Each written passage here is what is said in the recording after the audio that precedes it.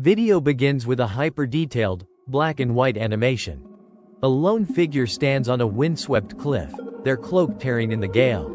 The camera slowly pushes in on their face, etched with exhaustion and resolve. The style is pure Kentaro Miura, all intricate cross-hatching and deep, oppressive shadows. ### Phase 1. The hook: there is a sickness of the soul that masquerades as strength. It is a poison we drink willingly, believing it to be a tonic for the hardships of this world. It whispers to you in the dead of night, when the failures of the day settle like sediment in your heart. It tells you, you are alone. You must be alone. To rely on another is to show weakness. To ask for help is to admit defeat. We will call this affliction the lone wolf fallacy. It is the grand delusion that the ultimate form of strength is absolute, unbreakable self-reliance. It is the belief that you must become an island, a fortress unto yourself, weathering the endless siege of existence without aid. But I promise you, by the end of our time together, you will understand that this fortress is not a sanctuary. It is a prison. And you will learn not how to build higher walls, but how to find the courage to open the gate, and let in the light of a shared fire. ### Phase 2. The problem: you know the feeling.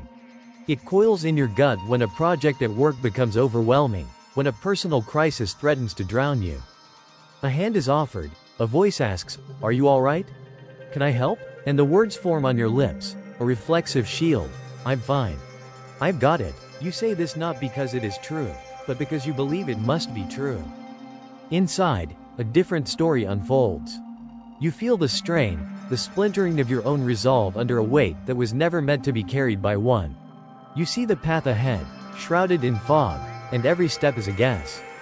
You tell yourself this isolation is a testament to your power, a trial by fire you must endure to be worthy. You see others working in teams, sharing burdens, and a flicker of contempt, or perhaps envy, crosses your mind. You mistake their collaboration for weakness, their interdependence for a lack of individual merit. Consider this. You've been tasked with a monumental effort, starting a business, mastering a skill, overcoming a deep-seated trauma. You lock yourself away. You consume books, you grind for hours, you bleed for your cause. You refuse to burden others with your struggle, believing the eventual triumph will be purer, more potent, if it is yours and yours alone.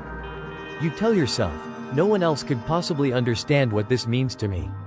But here is the hidden cost, the insidious tax levied by the lone wolf fallacy. In your quest for solitary strength, you are not just closing yourself off to help. You are closing yourself off to warmth, to perspective, to the very things that make a struggle bearable. Your will, no matter how immense, is a finite resource. In isolation, it is a candle burning in a hurricane. You become brittle. Your vision narrows until the only thing you can see is the obstacle directly in front of you. You forget why you started fighting, and remember only that you must fight. Alone. Always alone. This isn't strength. It is the slowest form of suicide. ## Phase 3.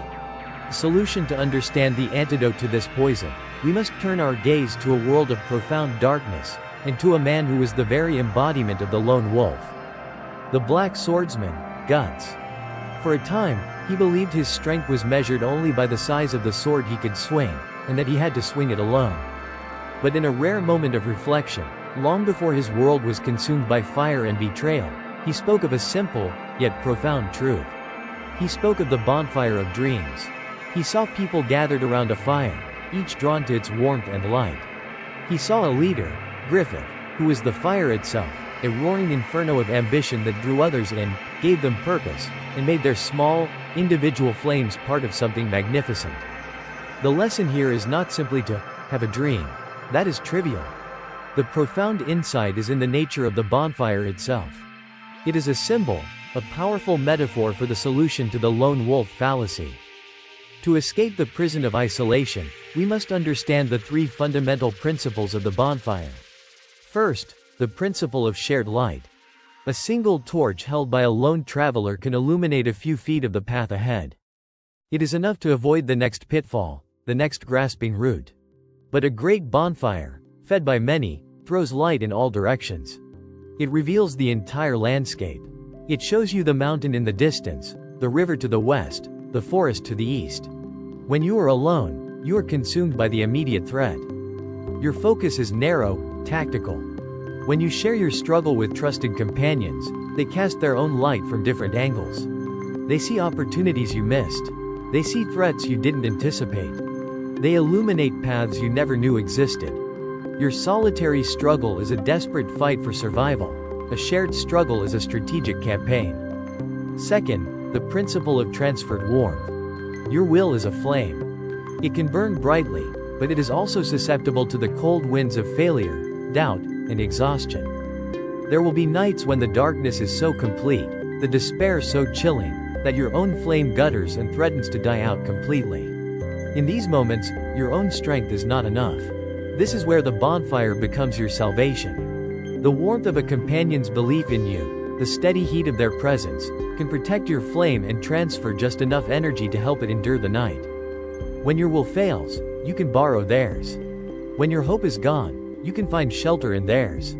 It is not weakness to draw warmth from another's fire, it is wisdom. It is the recognition that no single log can burn forever on its own. And third, the principle of a common center.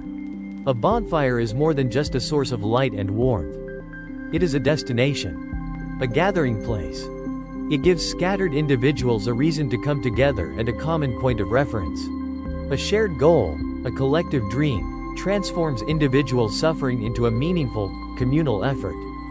Your personal struggle to become stronger, when linked to the struggle of your companions to survive, creates a purpose far greater than your own. The pain is no longer just your pain, it is a contribution. The victory is no longer just your victory, it is a shared triumph that reinforces the bonds of the group. The bonfire provides a reason, a why, that transcends the individual. Think of it this way. You are a single soldier, lost behind enemy lines in a frozen night. Your mission is survival. You are cold, you are hunted, you are alone. Now, imagine you find a small, hidden cave where 3 other soldiers from your own army are huddled around a small, crackling fire. Suddenly, the mission is no longer just your survival. It is our survival. The light shows you the faces of your comrades. The warmth keeps the frost from your bones. And the fire itself becomes your common center, a silent pact to get through this night together. You are no longer just a lone wolf. You are part of a pack. And in that, there is a strength you could never possess alone. Phase 4. The application. This philosophy is not an abstract comfort. It is a practical strategy for survival in a harsh world. You must learn to not only find a bonfire, but to build one. This requires action. Deliberate, courageous, and methodical action. Here are 4 concrete steps to break the chains of the lone wolf fallacy. Step 1. Conduct a campfire audit. You cannot build a fire with damp, rotten wood. You must know what materials you have. Tonight, take out a piece of paper or open a new document. Write down the names of the people you interact with regularly, colleagues, friends, family. Now, be brutally honest with yourself. Next to each name, mark them as one of 3 things: a log, an ember, or a drain. Asterisk logs are the solid, dependable sources of fuel. These are the people who provide consistent warmth and support. They are reliable, trustworthy, and their presence strengthens you. They may be few, but they are vital. Asterisk embers are those with potential. They are individuals with whom you share a spark of connection, a mutual respect. The relationship may not be deep yet, but with attention and care, they could become a steady log for your fire. Asterisk drains are the damp wood, the energy vampires. These are the people who, intentionally or not, diminish your fire. They greet your ambitions with cynicism, your struggles with apathy, and your vulnerability with judgment. They exhaust you. This audit is not an exercise in cutting people out of your life. It is an exercise in awareness. You must know who to gather close when the night grows cold. Step 2. Practice vulnerability as reconnaissance. The lone wolf believes vulnerability is a weakness to be hidden. The warrior philosopher understands it is a strategic tool. You must test the people around you to see if they are worthy of standing by your fire. You do this not by bearing your entire soul at once, but through small, calculated acts of disclosure. Try this technique. Select a person you have identified as a potential log or a promising ember. The next time you speak with them, share a small, manageable struggle. Not a cataclysmic crisis, but a genuine, low-stakes problem. I'm having trouble staying motivated on this project, or I'm feeling uncertain about this upcoming decision. Then, you do one thing, you listen. Their reaction is battlefield intelligence. Do they dismiss you? Do they offer cheap, unsolicited advice? Do they turn the conversation immediately back to themselves? Or do they listen? Do they ask thoughtful questions? Do they offer a simple, "That sounds hard. I'm here for you"? Their response will tell you everything you need to know about whether they deserve a place closer to your fire. This is not weakness. This is data collection. Step 3. Initiate the kindling ritual. A bonfire is not found, it is built.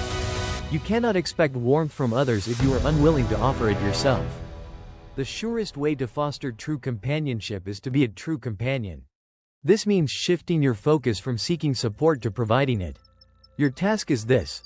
Choose one person from your campfire audit, someone you believe is a fellow struggler. Reach out to them.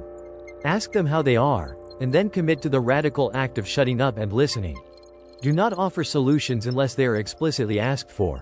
Do not relate their struggle back to your own. Simply provide a space for them to speak. Be the warmth. Be the steady presence. When you offer kindling to another person's fire, you are creating a shared heat that will inevitably return to you. This ritual builds trust more powerfully than any words ever could. It is the foundation of every strong fellowship.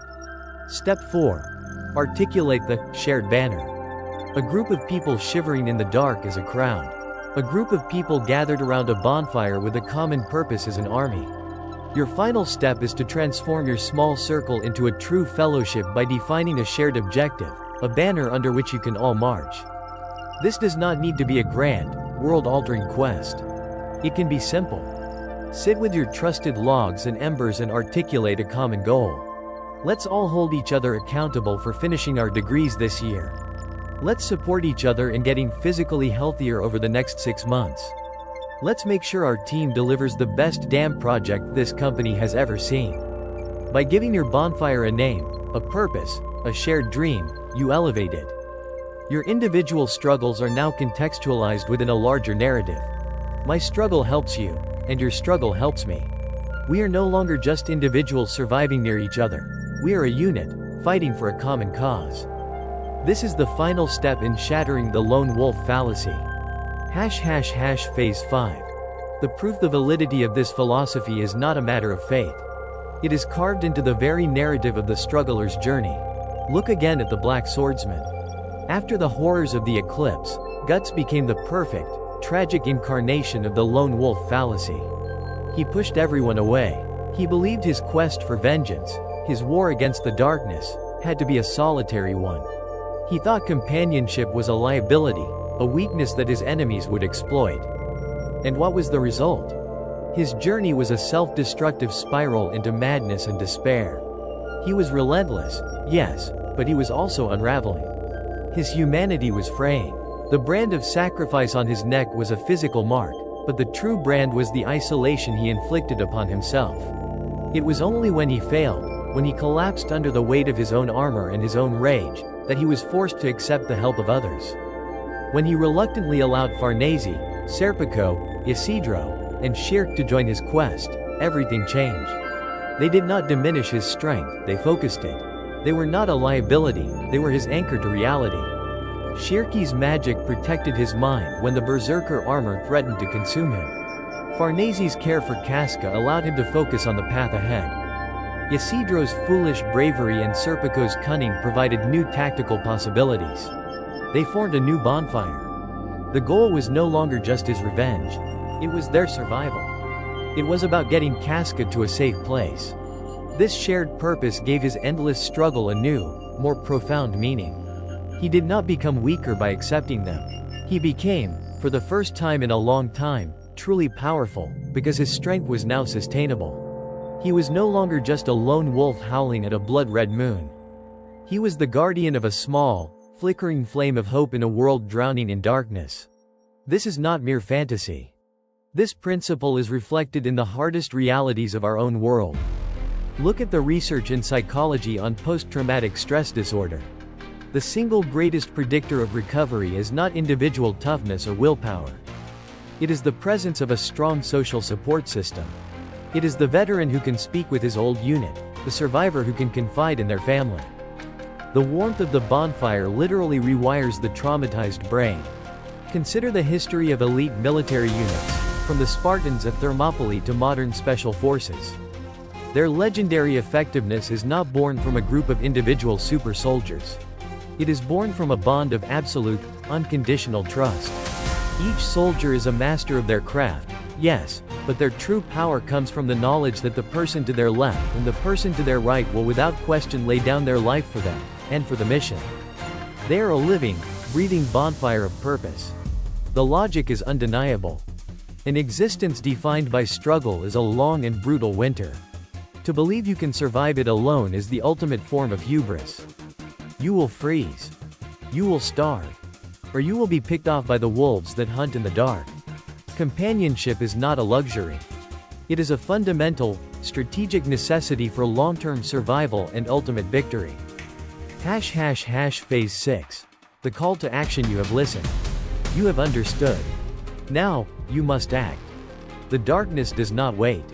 Look in your mind's eye at the people standing around your fire. Think of those who offer a steady log when your own reserves are low. In the comments below, I want you to perform an act of recognition. Name one quality of a person in your life that adds to your bonfire. Is it their unwavering loyalty? Their brutal honesty? Their quiet presence? Acknowledge the fuel. Use a single, powerful sentence. The world is a cold and lonely place, but it does not have to be. Here, in this sanctuary, we gather. We share our light and our warmth. If the words spoken here resonate with the struggle in your own soul, then subscribe. Join our fellowship. Reinforce our bonfire against the encroaching night. And finally, remember that the lone wolf fallacy is often born from a place of arrogance, the belief that your struggle is unique, your strength unparalleled. This is a dangerous trap. To fully arm yourself against this, you must understand its roots. Your next step is to watch our analysis titled, The Arrogance of the Survivor. How Victory Can Blind You. Click the video on the screen. Continue your training. Stay vigilant. The struggle continues.